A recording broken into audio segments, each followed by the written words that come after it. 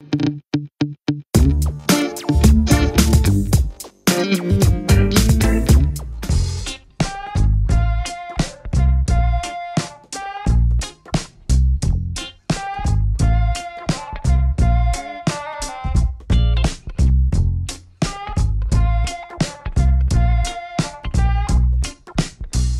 생물학 쪽에서 미생물에 대한 개념은 말 그대로 작은 애들이에요. 그러니까 작아서 눈에 안 보이는 애들을 전체적으로 미생물이라고 얘기를 하고, 생물학 역사에서 보면은 생물이란 게 뭘까 하고 궁금해가지고 맨 처음 시작한 건 당연히 동물이었겠죠. 동물, 식물. 동물, 식물을 조사를 하다 보니까 뭔가 이상한 애들이 발견이 되기 시작을 한 거예요. 뭔가 어떤 놈이지? 그러다가 자연 발생설 뭐 이런 거. 그 자연 발생설이라기는 뭐냐면은 숲을 하나 끓여놨는데 이 숲이 갑자기 어느 순간에 변질이 돼.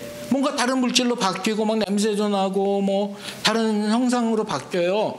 그리고 어떤 거를 잘 봤더니 향기도 좋아지고 어떤 거는 마셨더니 취하기도 하고, 이게 뭐지? 그거를 밝혀내기 시작한 거는 불과 몇백 년 안 돼요. 이제 맨 처음에는 이제는 그 전에는 몰랐던 것이 도구가 하나 발견되면서 작은 세계를 들여다보기 시작하는데 그게 뭘까요? 현미경이죠. 예.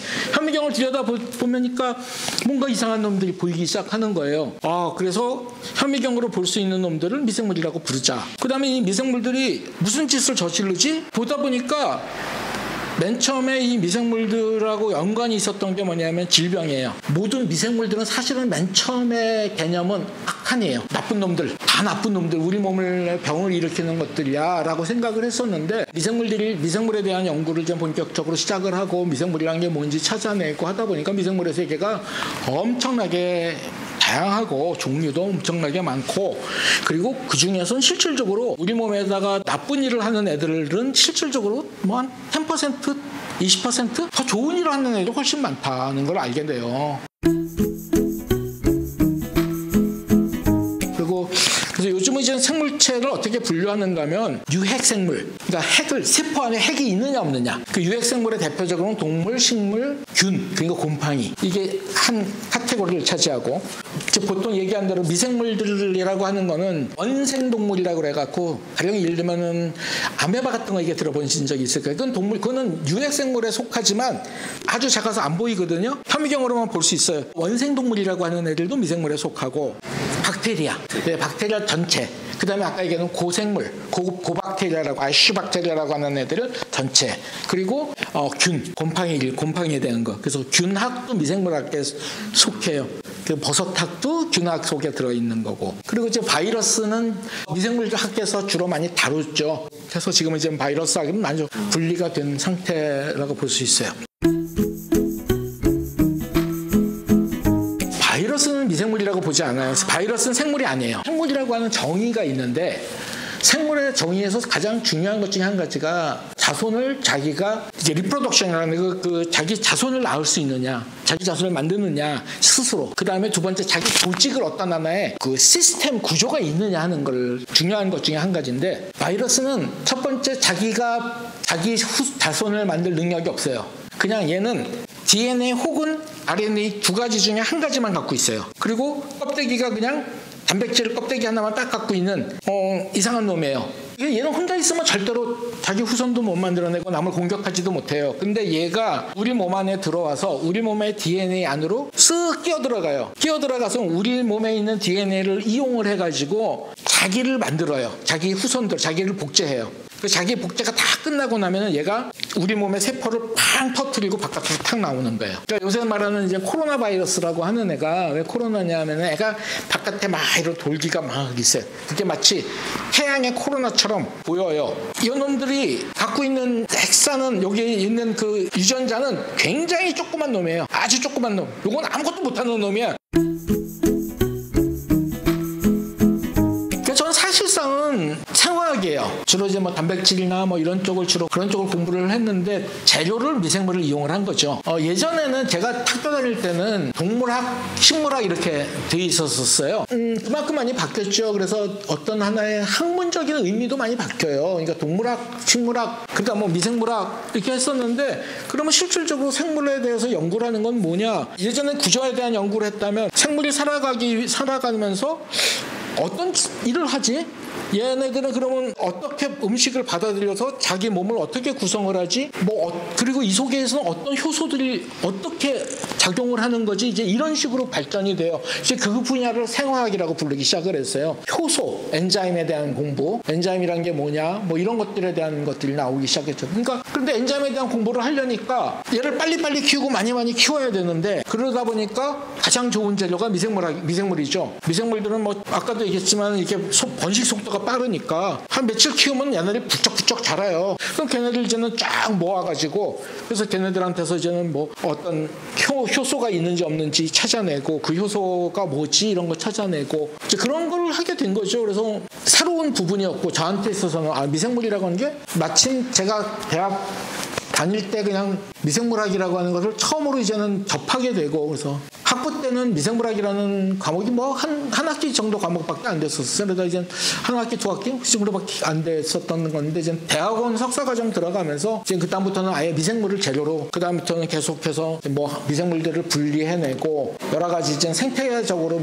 바다에 사는 미생물들은 뭐가 있고 뭐 강에 사는 미생물들은 뭐가 있고 땅에 사는 미생물들은 어떤 것들이 있고 막 그런 것들을 막 채집해서 키워서 뭐 그러면 좋은 토양에는 미생물들이 얼마나 몇 마리나 살지 뭐 이런 것들 연구하고 조사하고 했던 게 79년, 80년 뭐 그 당시에 뭐 미생물학 수준이었죠. 그러던 게 이제 좀 더 이제 세월이 지나면서 미생물들이 하는 역할들이 굉장히 많다. 그러다 보니까 모든 분야에 다 겹치는 거예요. 의학하고도 겹치고 식품학하고도 겹치고 환경학하고도 겹치고 모든 게 다 미생물들하고 안 겹치는 게 없어지죠. 그러다 보니까 미생물이 영역이 넓어졌죠. 미생물에서 지금 그다음부터는 미생물도 좀 분류가 돼요. 뭐 환경 미생물학. 그럼 환경에 대한 집중적인 요새 뭐 오염이 되고 뭐 어쩌고 환경이 오염되는데 그럼 어떻게 할 거냐 뭐 그다음에 무슨 뭐 격조 현상이 생겼는데 이건 뭐냐 뭐 이런 것들에 대한 것들도 좀 미생물학의 한 분야가 됐고 식품에서 뭐 그러면 어떻게 발효를 시킬 것이냐. 그럼 왜 우리는 여태까지 이렇게 하고 있었는데 이걸 바꿀 수 있는 방법은 없는 거냐 뭐 이런 얘기들을 하게 되죠. 미생물학의 범위가 넓어지게 되고 그리고 저는 이제는 주로 퍼멘테이션 발효에 관한 게 되는 거를 이제는 계속 연구하고 버섯 재배하는 것 재배기 이런 그 발효기 뭐 이런 거를 개발했고 버섯 공장도 제가 운영을 해본 적이 있고 그랬었어요. 이제 그러다가 나중에 되면서 이제 이게 토양 미생물 농업 쪽으로 이게 확산이 가능한 거고 어떻게 하면은 비료나 어떤 뭐 제초제 뭐 이런 걸 안 쓰고 농업을 할 수 있는 그런 자연 농업이라든지 뭐 이런 것들에 대한 것이 미생물적으로 해결이 가능하겠구나 하는 쪽으로 이제 발전이 되게 됐죠. 이제 그게 결국은 이제 나중에 쭉 지금까지 연결이 되는 부분 중에 한 가지죠.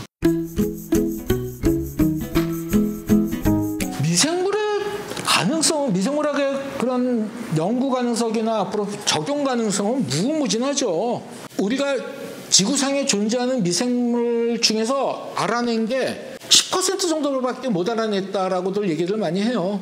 아직도 모르는 게 90%다. 그 정도로 우리가 모르는 미생물들이 많고 또 그 미생물들이 가령 예를 들면 우리가 보통 생물체들은 한 60도 70도 되면 거의 다 죽어요. 사람은 뭐 40몇 도만 되면 죽고 그게 다 뭐 때문에 그런가 하면은 효소가 우리 몸에 있는 효소들이 어떤 레인지 안에서만 일을 할 수 있거든요. 그런데 어떤 미생물들은 막 90도 100도에서도 살아요. 그러면 90도 100도에서 사는 미생물들은 걔네가 갖고 있는 효소 시스템이나 얘네들 갖고 있는 구조 뭐 특징이 아주 다를 거 아니에요. 그럼 그것들을 우리가 가지고 이용을 할 수 있는 것들이 굉장히 많아지는 거예요. 온도를 확 높여서 온도가 높아질수록 속도는 빨라지거든요. 그러니까 뭔가 어떤 걸 개발하고 어떤 걸 할 때 뭐 엄청나게 다른 것들을 많이 할 수 있고 우리 핫 이슈 중에 한 가지가 오염된 플라스틱 어떻게 제거할 거냐. 플라스틱을 먹어치우는 미생물들이 분명히 존재한다. 그러면 이 플라스틱을 먹어치울 수 있는 미생물들을 어떻게든지 그럼 빨리